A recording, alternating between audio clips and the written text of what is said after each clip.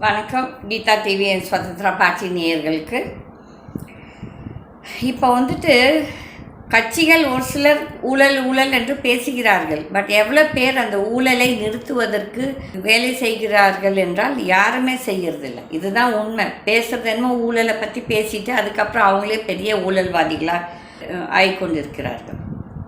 First இந்த DMK, AIADMK, BJP, Congress, communist, அதுக்கப்புறம் அவங்க கூட இந்த பாமக, இந்த விசிகே எல்லாருமே ஊழல்வாதிகள் தான். இந்த விசிகே கட்சியில் அவங்க கட்ட பஞ்சாயத்து எங்கே இந்த லேண்ட் ப்ராப்ளம்ஸ் இருக்குதோ அந்த இடத்துல போய் தலையை விட்டுட்டு அவங்கள மாற்றி கொண்டு இருக்கிறது.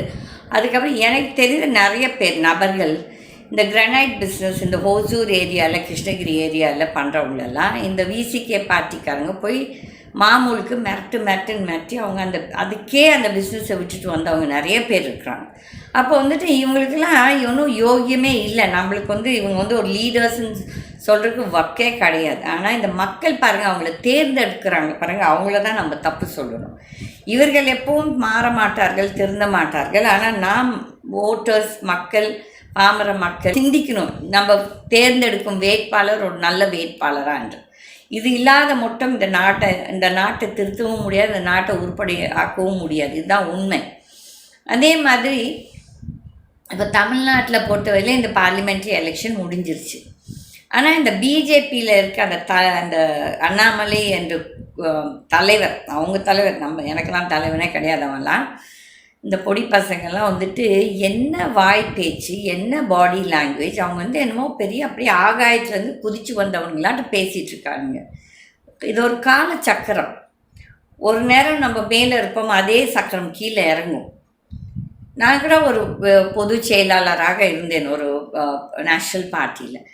நாங்களும் இந்த மாதிரி திமிரு, இந்த மாதிரி ஊழல், இந்த மாதிரி போய் மிரட்டி பணத்தை வாங்குறது, இந்த வேலையெல்லாம் நான் எப்பவும் செஞ்சதில்லை. மற்றவங்கள பற்றி எனக்கு தெரியாது. பட் எனக்கு இதிலலாம் உடன்பாடு கிடையாது. ஐஏஎம்மில் படித்து போட்டு, பிஎஸ்சியில் படித்து போட்டு கேட்டானா நான் தகரப்பட்டியோடு வந்தேன்னு சொன்னேன்னா இன்றைக்கி ஃபார்ச்சூனர் காரில் சுற்றிட்டு இருக்கானுங்க. கேட்டால் ஃப்ரெண்டு காரு, இவன் காரு, அவன் காரு. அதே மாதிரி இந்த ஊடகங்கள் நிறைய பேர் இந்த எங்கள் மாதிரி சேனல்ஸு ஒரு பிளாக்மெயிலிங் டாக்டிக்ஸு ஒருத்தரை மிரட்டுறது, அதை வச்சு சம்பாதிக்குது. இது ஒரு 91 அந்த டைமில் 91 to 96 நடந்துச்சு. அதுலேயே நிறைய பேர் இப்போ இந்த ஊடகங்களில் பெரிய மூத்த ஜேர்னலிஸ்ட்டுன்னு சொல்லி பேசிகிட்டு இருக்காங்க. அவங்களும் கூட எல்லாம் பிளாக்மெயில் பண்ணவங்க தான். ஆனால் இப்போ இந்த சவுக்கு சங்கர், அதுக்கப்புறம் இந்த ரவீந்திரன் துரைசாமி, அதுக்கப்புறம் நிறைய பேர் அவங்கெல்லாம் பணத்தை வாங்கிட்டு, இந்த மது யாரோ எல்லாமே அந்த ஆளுங்கெல்லாம் பணத்தை வாங்கிட்டு ஜேர்னலிசம் பண்ணுறது தப்பு. டெமோக்ரஸியின் 4வது பில்லர் ஜனநாயகத்தின் 4வது பில்லர் இந்த இது ப்ரெஸ் மீடியான்னு சொல்கிறாங்க. ஆனால் நம்மளே தவறு செய்தால் அப்போ யார் யாரை திருத்துவது? அப்போ இப்போது இந்த சவுக்கு சங்கரை அரெஸ்ட் பண்ணியிருக்காங்க. அந்த காரணம் எனக்கு தெரியாது. ஏதோ போலீஸ், விமென் போலீஸ் தவறாக பேசியதாக இருக்கா. அப்போ அந்த ஆம்பளை அவன் பொம்பளைங்களை தப்பு சொல்கிறாள். அப்போ அந்த ஆம்பளைங்க தப்பு செஞ்ச ஆம்பளைங்க ஆஃபீஸருங்க, ஏன் லேடி ஆஃபீஸர்ஸை மட்டும் தப்பு சொல்கிறீங்க? எஸ், அவங்க செஞ்சுருக்கலாம், செய்யாமல் இருந்திருக்கலாம், அது நம்ம பார்க்கல. ஆனால் அப்படி செய்திருந்தால் அவங்க அந்த கட்டாயத்தால் தான் பண்ணியிருப்பாங்க. யாரும் விரும்பி இந்த எல்லாருமே அப்படின்னு சொல்லி பேசுறதுக்கு தப்பு. சவுக்கு சங்கர் கொஞ்சம் வாய் ஜாஸ்தி, தான் நினச்சிக்கிறது தான் ஏதோ பெரிய அருவி ஜீனின்னு சொல்லிட்டு அகங்காரம் பிடிச்ச ஒரு மனிதன். அதுக்கு தான் கடவுள் அப்பப்போ வேட்டு வைப்பாங்க ஒரு சிலருக்கு. I don't understand why Felix has to entertain such people and is part of இது. பேசுறது என்னமோ நாங்கள்லாம் ஜேர்னலிசம், நாங்கள் நியாயம் நீதிக்காக போராடுறோன்னு சொன்னேன்னா, அப்போ இந்த மாதிரி ஆளுங்கக்கிட்ட பேட்டி இப்படியெல்லாம் கொச்சப்படுத்தக்கூடாது. நீங்கள் பொம்பளைங்களை கொச்சப்படுத்துனீங்களா, அப்போ அந்த ஆம்பளைங்க தவறு செய்த ஆம்பளைங்கள் அவங்களாம் என்ன யோகிய சிகாமணிங்களா? So don't try to always பொம்பளைங்களை மட்டன் தட்டுறது பார்க்காதீங்க. It's not good.